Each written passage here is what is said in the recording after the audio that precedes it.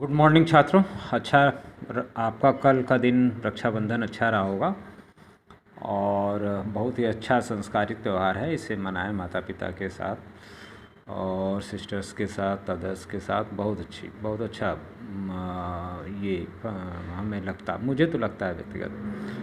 और जैसा कि मैंने आप लोगों को बताया है कि टेस्ट हम लेंगे अगस्त में। अभी तो एडमिशन्स वगैरह चल रहे हैं। आज 5 कल लास्ट डेट है बोर्ड की, तो आज बच्चे आएंगे ही, तो वो अपनी जो है डॉक्यूमेंट फ़ी वगैरह सबमिट कर लेंगे और फिर हम लोग इसी महीने में 15-20 अगस्त तक पेपर 1, चूँकि हम लोग का ख़त्म हो चुका है। 8 चैप्टर थे जिसमें 4 कक्षा 11 के, 8 कक्षा 12 के लिए।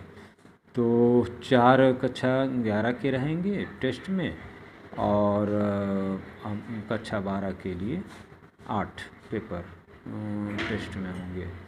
तो इस तरह से हम लोग अपने टेस्ट पेपर 1 का कंप्लीट कर लिया जाएगा। और ईमानदारी से आप लोगों को हम टेस्ट पेपर ग्रुप में भी दे सकते हैं और बोल भी सकते हैं। दोनों तरह से हो सकता है। ग्रुप में दे देंगे तो कोई आराम से आप उसको पेज में रहेगा। और आइए अब आगे बढ़ते हैं। हम लोग जो हमारा कक्षा 12 का आप पैरेलल सीरीज में हमने आपको छोड़ के रखा था कैपेसिटर का संधारित्र। देखिए, प्रैक्टिकली आप समझने की कोशिश करिए। संधारित्र क्या है? वो आपका जो पंखे के ऊपर लगा रहता है, 2 गोला गोला सा, आप उसको थोड़ा ध्यान से देखिए। उस पर माइक्रोफैरड लिखा होगा और उसमें प्लस माइनस भी बना होगा। अगर आप उसको उलट देंगे तो पंखे की चाल उलट जाएगी। अगर उसको प्लस माइनस को उल्टा जोड़ देंगे तो वही संधारित्र है। अभी इसके अंदर आगे आएगा, आप देखेंगे।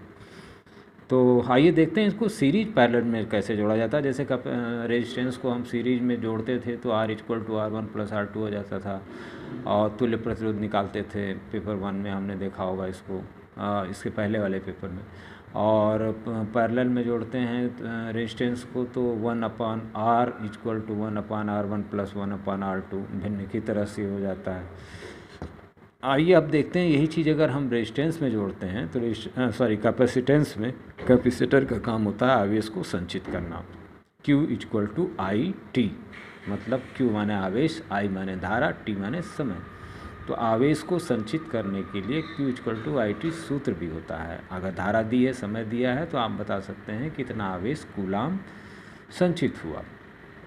तो देखिए सीरीज में अगर हम इसको जोड़ते हैं तो ये सीरीज में जुड़ा हुआ है। एक तरफ से तो विद्युत से जोड़ देते हैं, एक तरफ से अर्थ से कर देते हैं। और मान लीजिए आपने C1 देखिए प्लस माइनस इस पे ज़रूर लिखा रहेगा। प्लस माइनस आगे बेसिक इलेक्ट्रॉनिक्स में हम इसको प्रैक्टिकली भी देख लेंगे।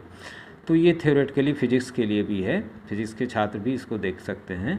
तो C1 + C2 + C3, C1 C2 C3 आपको 3 दे दिए गए और ये बता दिया गया कि यहाँ से यहाँ तक का विभवांतर तो एक ही होगा, लेकिन हर कैपेसिटर का विभवांतर अपना अलग अलग होगा, V1 V2 V3, क्योंकि इसके आवेश संचय करने की क्षमता अलग होगी, इसकी अलग होगी, इसकी अलग, तो इस तरह से होगी।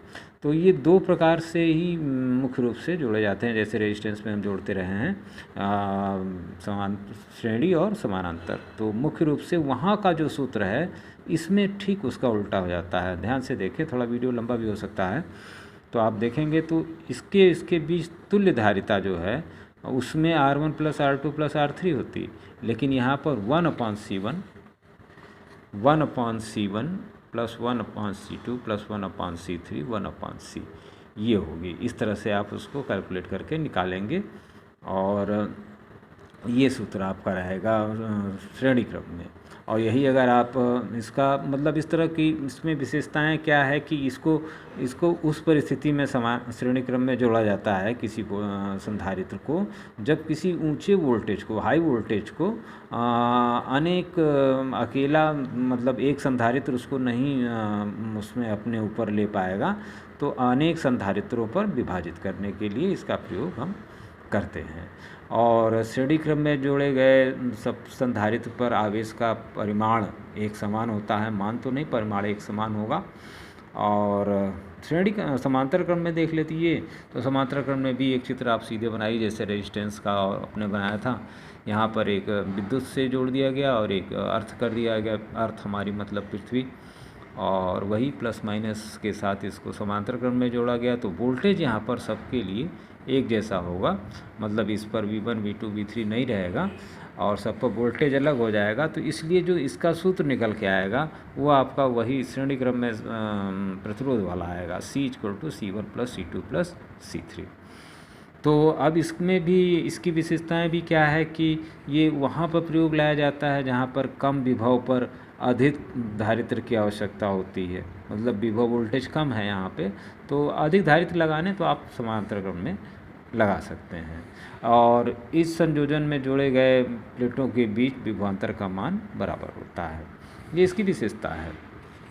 और अगर हम थोड़ा सा आगे बढ़ें इसको लेके, तो जो इम्पोर्टेंट्स पे जाते हैं, तो अगर देखें तो संधारित्र की स्थितिज ऊर्जा क्या है। जब किसी संधारित्र को आवेशित किया जाता है तो उसमें कुछ कार्य करना ही पड़ेगा, तो वो कार्य जो है संधारित्र में वैद्युत स्थितिज ऊर्जा के रूप में संचित हो जाता है।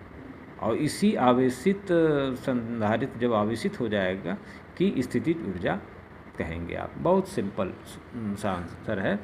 और V=Q/C ये हम जो है आपका एक ग्राफ भी बनता है इसके अंदर। और सूत्र अगर आप देखें तो सूत्र वही आपका U 1/2 Q² और अगर Q की जगह पर आप CV रख दें तो एक नया सूत्र आपका खड़ा हो जाएगा, U = 1/2 QV। मतलब ये सिंपल है, और इसमें Q की जगह पर C रख के इसका वर्ग कर दिया और C से C काट दिया तो CV² बच गया C। इस तरह से आपका अब मात्रक इसका हमेशा जूल ही रहेगा। स्थितिज ऊर्जा का 1/2 QV जूल, ये सूत्र होता है।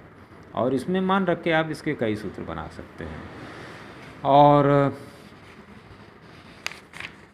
इसका उपयोग कहाँ कहाँ होता है, बहुत बढ़िया चीज़।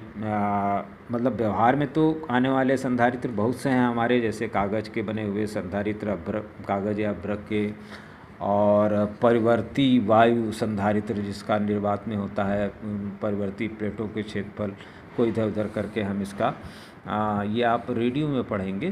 गैंग कैपेसिटर में वेरिएबल एयर कैपेसिटर है ये, और वहाँ पर आप इसको देखेंगे बेसिक इलेक्ट्रॉनिक्स में कि ये किस तरह से है। इसके अंदर स्थिर छड़ें होती हैं, प्लेटें होती हैं, चलनशील प्लेट होती हैं। आप जो घुमाते हैं नॉब अपने रेडियो का ना, तो फ्रीक्वेंसी पकड़ाने के लिए तो यही काम करता है। तो इसको अभी आप एक इलेक्ट्रोलाइटिक कैपेसिटर होता है, और विभवांतर, जहाँ विभवांतर बहुत कम रहता है वहाँ इसका उपयोग किया जाता है। इसको भी आप प्रैक्टिकली बेसिक इलेक्ट्रॉनिक्स में देखेंगे। और इसका प्रयोग अगर आप करें तो आवेश के संचय के रूप में, निश्चित रूप में से ये आवेश का संचय करता ही है, ऊर्जा का भी संचय करता है। और वैद्युत उपकरणों में भी, इलेक्ट्रिकल में उपकरणों में भी आप देखिए बिजली के पंखे में जो एक मोटर में ही संधारित्र प्रयोग किया जाता है, इसीलिए लगाया जाता है। मोटर के इंजन में इग्निशन सिस्टम, जहाँ ज्वलन तंत्र होता है, स्टार्टिंग के लिए चाहिए होता है मतलब आवेश, तो वहाँ पर इसको लगाया जाता है।